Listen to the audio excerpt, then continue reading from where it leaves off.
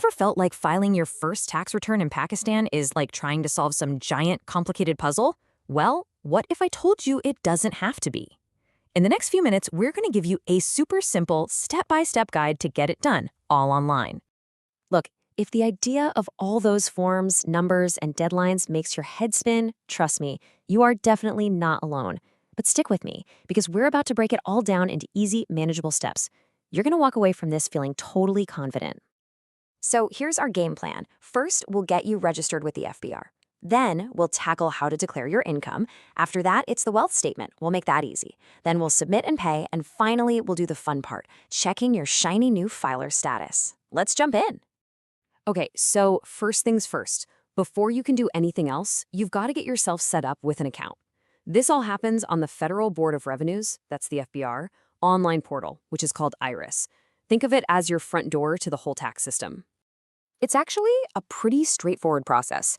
You just pop over to the IRS portal, you hit new registration, fill in your basic details, and then you'll verify your email and phone number with some codes they send you. The last step, you just create a password and a PIN. Simple as that. Okay, listen up, because this is probably the most important tip in this whole guide. The mobile number you use, it absolutely has to be registered in your name on your CNIC. I can't stress this enough. Why? Because that's where all the verification codes are going to go. But what if you're overseas or you just don't have a SIM in your name? Don't panic. The FBR actually has a clever little workaround for this. You can use a registered number from a family member. You'll just need their CNIC and full name handy when you're signing up. It's a lifesaver. All right, you're in. You've got your registration sorted, so what's next on the list? It's time to talk about your income. This is the part where you tell the FBR what you earned during the tax year, which, by the way, runs from July 1st all the way to June 30th. For most folks with a salary, it usually falls into one of three buckets. If you made up to 600,000 rupees in the year, you're golden, no tax due, but you still file what's called a zero tax return. If you made more and your boss already took out taxes, you just have to report that. And if you earned more but no tax was paid, you'll figure out what you owe and pay it. Okay, deep breath. We're now heading into the part that, let's be honest, confuses a lot of first-timers, the wealth statement. But here's the secret. Just think of it as a balancing act. It's the FBR's way of making sure everything you own lines up with the income you've reported. So let's make sure we're super clear on the difference here. The income return is all about what you earned this year. The wealth statement, on the other hand, is like a snapshot of what you own, your car, your bank balance, everything, on June 30th, the last day of the tax year.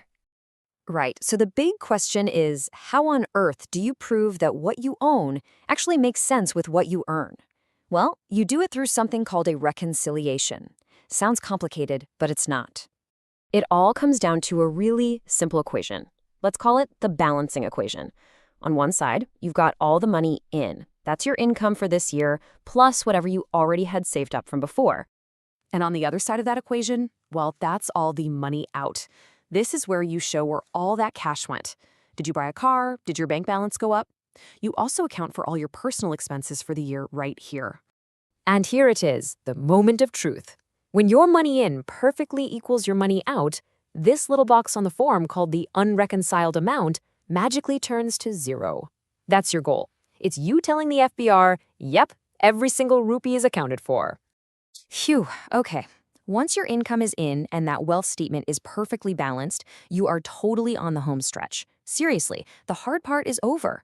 Now you just have to officially submit it and make a small payment.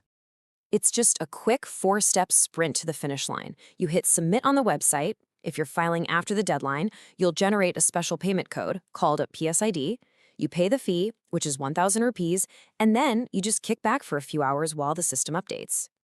And yep, about that fee. If you're filing after the official deadline, there's this standard 1,000 rupee surcharge. It's basically the fee to get you onto the active taxpayer list, or ATL, when you're filing late. No big deal. All right, last step. This is the one you've been waiting for. After all that work, you get to do the satisfying bit, confirming that you are officially on the list as a tax filer. Now, if you did file after the deadline, you're going to see your status as active late filer. And don't worry, this is not a bad thing. It means for pretty much everything, you are considered a filer and get all those benefits. The only tiny difference is a slightly higher tax rate if you're buying or selling property. And here's the best part. That late filer tag, it's not stuck to you forever. The moment you file on time next year, poof, it disappears. You'll just be listed as active. It's a clean slate. And there you have it. Just like that, you've done it. You've gone from maybe feeling a little bit lost to becoming an active taxpayer. You navigated the whole thing, and hopefully it feels a whole lot less scary now than it did a few minutes ago.